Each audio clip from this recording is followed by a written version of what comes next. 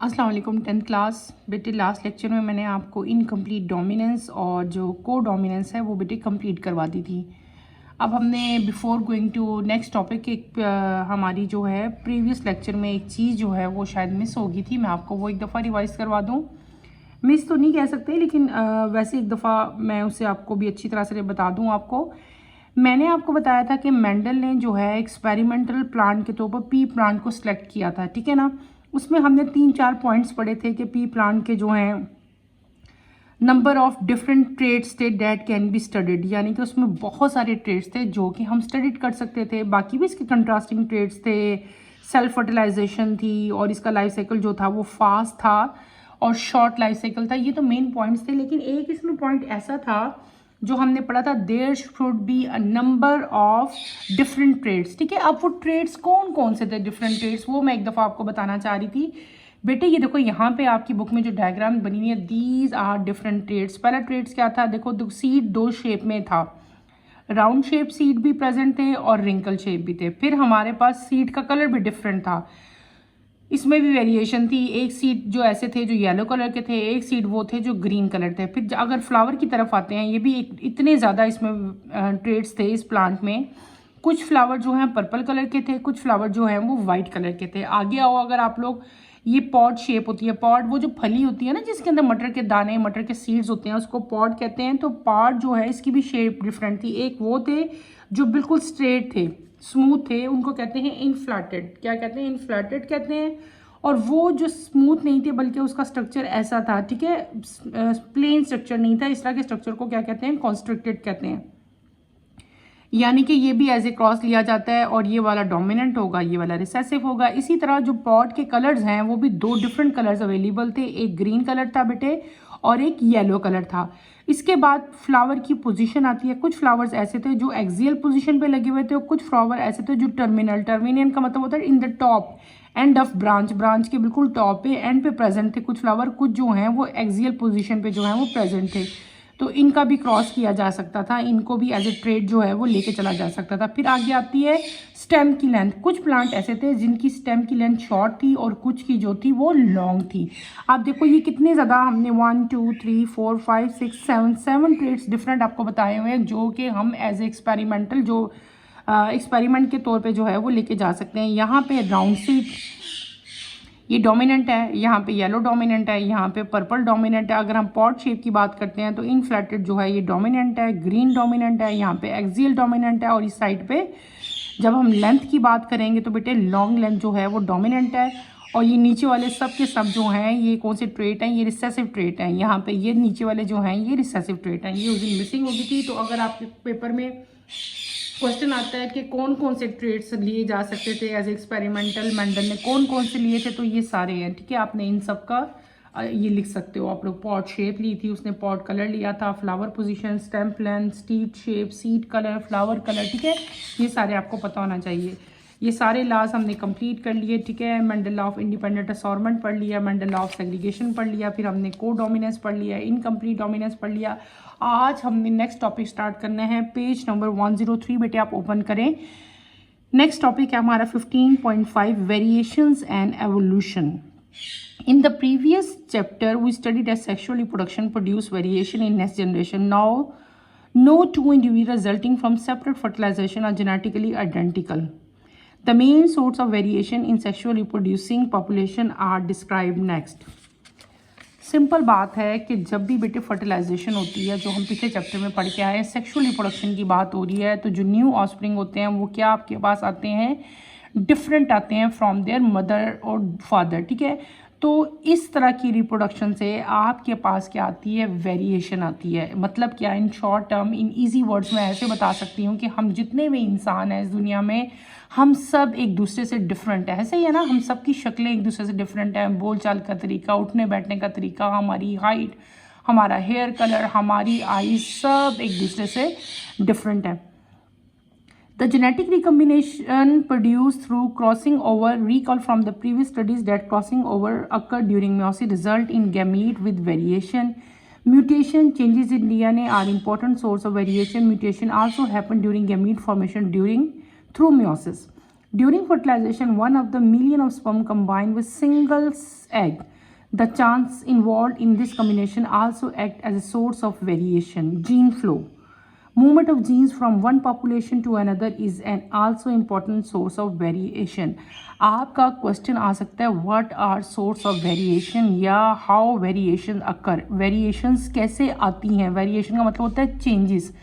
Question आपका आएगा कि वेरिएशंस कैसे आती हैं. उसका आंसर ये है जिसकी मैंने भी रीडिंग की है. वेरिएशन आने के जो हैं बहुत सारे रीज़न है. पहला इसका सबसे बड़ा रीज़न जो है वो है म्योसिस. म्योसिस के दरमियान में क्या होता था, क्रॉसिंग ओवर. याद है होमोलोगस क्रोमोसोम्स की क्रॉसिंग ओवर होती थी.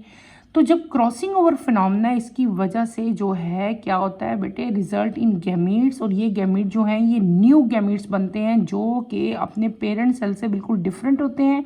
और इस तरह भी जो है वो वेरिएशन आ जाती है गैमीट्स में और फिर ऑर्गेनिज्म में वेरिएशन आती है. दूसरा क्या है, म्यूटेशन. म्यूटेशन क्या होती है बेटे, mutation is change in DNA. जो डीएनए चेंज हो जाता है ना, आपको पढ़ा था, आपने पढ़ा है ना कि डीएनए की भी रेप्लिकेशन और डुप्लीकेशन होती थी. तो डीएनए भी न्यू बनते हैं स्ट्रैंड्स उसके.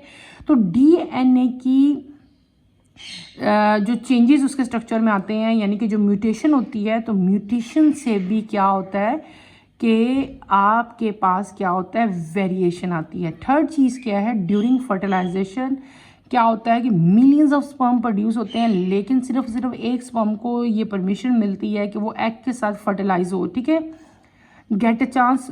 सिर्फ एक सिंगल उसके साथ जो है फर्टिलाइज करेगा. ठीक है, और ये इसकी वजह से भी जो है वो क्या हो जाएगी, जब फर्टिलाइजेशन हो जाएगी तो एक वेरिएशन आ जाएगी. चौथा और जो लास्ट पॉइंट है वो क्या है, जीन फ्लो. जीन फ्लो क्या है, जीन्स का फ्लो. एक जीन्स का एक जगह से दूसरी जगह ट्रांसफ़र होना. ठीक है ना, एक पॉपुलेशन से दूसरी पॉपुलेशन में जाना. और ये भी बड़ा इंपॉर्टेंट सोर्स है किसका, वेरिएशन का. ये तो हमने पढ़ लिए सोर्सेज ऑफ वेरिएशन. ठीक है, यहाँ पे एक बेटे इंपॉर्टेंट नोट लिखा है, इसको भी मैं रीड आउट करती हूँ. Variation are also caused by different combination of chromosome in gametes and then zygote. In case of human, the possible number of chromosomal combination at fertilization is ये number बेटा इतना बड़ा लिखा हुआ है. In other word, a couple can produce more than 70 trillion genetically different children. ये human beings की बात की हुई है कि जो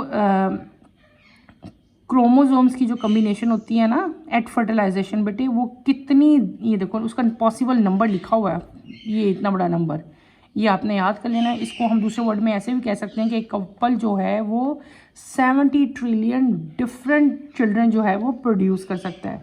नेक्स्ट टॉपिक आपका आता है बेटे continuous and discontinuous variation. The inheritable variation are of two type, discontinuous and continuous. Discontinuous variation show distinct phenotypes. The phenotypes of such variation cannot be measured. The individual of a population either have distinct phenotype which can be easily distinguished from one another. Blood groups are the example of such variation.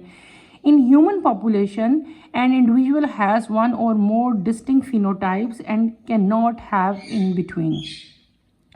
Discontinuous variation are controlled by the alleles of a single gene pair. The environment has little effect on this type of variation.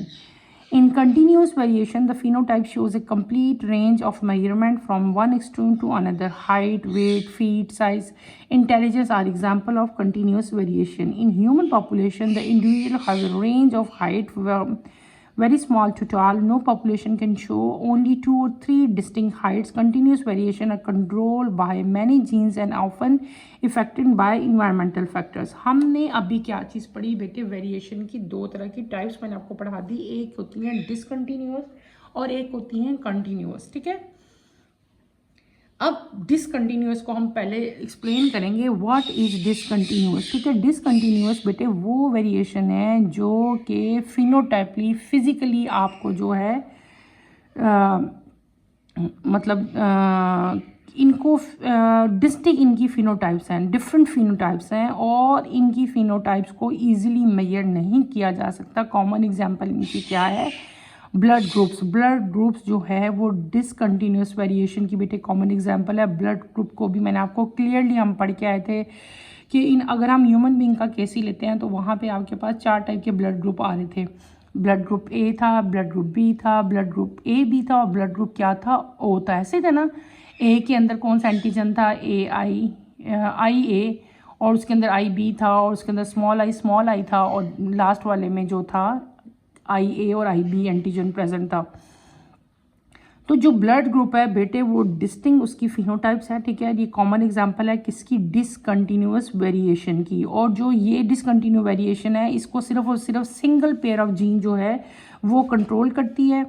और जो environment है उसका कोई ख़ास impact इसके ऊपर नहीं होता। ये नहीं होता कि आपका जैसे सपोज ब्लड ग्रुप है तो वो कंडीशन अगर समर है या अगर विंटर आ रहा है, हॉट वेदर आ रहा है या आपका कोल्ड वेदर आ रहा है तो आपका ब्लड ग्रुप चेंज हो जाए, ऐसे नहीं होता। तो इन शॉर्ट ये कि डिसकंटिन्यूस वेरिएशन पे इन्वायरमेंटल जो फैक्टर हैं वो ज़्यादा इफेक्ट नहीं करते, बल्कि करते ही नहीं हैं, ठीक है। ये कॉमन एग्जांपल इसकी मैंने ये बता दी, ब्लड ग्रुप आपको बता दिया। फिर दूसरी चीज़ आपके पास आती है कंटिन्यूस वेरिएशन। कंटिन्यूस वेरिएशन बेटे वो होती है जिसमें फिनोटाइप जो है वो कंप्लीट रेंज शो करती है मेजरमेंट की।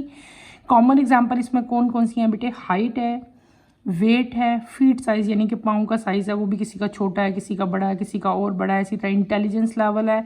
ये तमाम की तमाम एग्जांपल जो हैं ये वेरिएशन की हैं। और जो अगर आप ह्यूमन बीइंग की देखते हो तो ह्यूमन बीइंग्स में जो है वो कंटिन्यूस वेरिएशन की एग्जांपल्स आपको बहुत ज़्यादा इसमें रेंजेस नज़र आती हैं। फॉर एग्जांपल हाइट में इतनी रेंज है, हर दूसरा पर्सन जो है वो एक दूसरे से डिफरेंट है, किसी की कुछ हाइट है, किसी की कुछ हाइट है। तो कंटिन्यूस वेरिएशन को जो है उसको मैंने डिसकंटिन्यूस वेरिएशन में मैंने पढ़ाया था ना, इसको सिर्फ सिंगल पेयर जो है वो उसको कंट्रोल करता है। लेकिन जो कंटिन्यूस वेरिएशन है बेटे इसको बहुत ज़्यादा control by many genes and offer affected by, वो सिंगल जीन से कंट्रोल हो रहा था और ये मैनी जीन से कंट्रोल हो रहा है। और वो मैंने क्या कहा था, हैज़ लिटिल इफेक्ट इन्वायरमेंट का होता है। और यहाँ पे क्या है कि इन्वायरमेंटल फैक्टर जो है वो उसको इफ़ेक्ट करते हैं। क्लियर हो गया।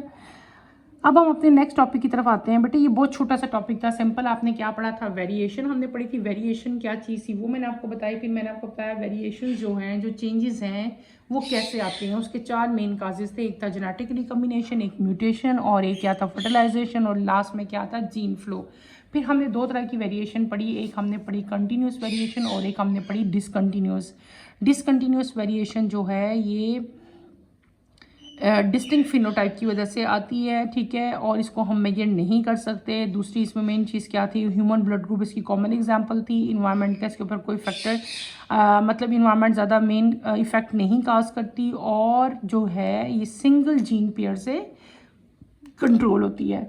जबकि जो कंटिन्यूस वेरिएशन थी उसको बहुत सारी जीन्स जो है मैनी जीन्स कंट्रोल करती हैं और इन्वायरमेंटल फैक्टर उसके ऊपर इफेक्ट करते हैं, ठीक है। और इसकी कॉमन एग्जांपल जो है वो height, weight, feet size, intelligence था, ठीक है। ये इसकी कॉमन एग्जांपल थी। अब अगला टॉपिक नेक्स्ट जो हमने स्टार्ट करना है वो क्या है हमारा, वेरिएशंस लीड टू एवोल्यूशन। आज की बेटे लेक्चर के लिए इतना ही टॉपिक काफ़ी है। तो कमिंग लेक्चर की नोटिफिकेशन के लिए आप चैनल को शेयर करें, लाइक करें और सब्सक्राइब करें। और इंशाल्लाह कमिंग लेक्चर में भी मैं नेक्स्ट टॉपिक जो 5.1 है वो स्टार्ट करूँगी, ठीक है। आज वाला टॉपिक बहुत ईजी था, इसमें कोई इतनी टफ चीज़ थी नहीं। जस्ट आपने वेरिएशन की डेफिनेशन करनी है, वेरिएशन कैसे होती है, कैसे कौन कौन से पॉइंट्स हैं जिनकी वजह से वेरिएशन क्या चीज़ है बेटे, वेरिएशन होता है चेंज एक इंडिविजुअल में। यानी कि हम लोग जैसे ह्यूमन बींग्स हैं तो हमारे अंदर इतनी वैरायटी है। हम एशियन पीपल्स और तरह के हैं, ठीक है, अफ्रीकन और तरह के हैं, यूरोपियन पीपल्स और तरह के हैं। तो ये एक वेरिएशन है, वेरिएशन आ रही है कलर्स में, हाइट में। और इस वेरिएशन का अगर जैसे मैंने फिर आपको वेरिएशन के मेन रीज़न बताए थे, उसके बाद हमने इसके काजेज़ भी पढ़े थे ना। एक मैंने आपको मेरे जहन में एग्जांपल आ रही है, जैसे डिसकंटिन्यूस वेरिएशन और कॉन्टिन्यूस वेरिएशन में मैंने कहा था कि इन्वायरमेंटल फैक्टर जो है इस पर इफेक्ट करते हैं। और उसमें हमने ह्यूमन बीइंग की एग्जांपल पढ़ी थी। बेटे अगर आप लोग गौर करो अफ्रीकन पीपल्स और यूरोपियन पीपल को, अफ्रीकन का स्किन कलर और है, उनका स्किन कलर और है। अगर आप गौर करो तो ये किस वजह से है, these are due to environmental factor. Environmental factor कौन सा, टेम्परेचर। अफ्रीका का टेम्परेचर बहुत हाई है और यूरोपियन कंट्रीज़ का इन जनरल टेम्परेचर जो है वो लो ही होता है। और ये हाई टेम्परेचर उनकी स्किन के टोन पे बहुत इफेक्ट करता है, जिसकी वजह से they are dark in colour, ठीक है। आप समझ आ रही है आपको कि इन्वायरमेंटल जो फैक्टर्स हैं वो किस तरह जो है कंटिन्यूस वेरिएशन पे जो है वो इफ़ेक्ट कर रहे होते हैं। इसके साथ ही बेटे मैं आज का टॉपिक इधर ही एंड करूँगी। अल्लाह हाफ़िज़ स्टूडेंट्स।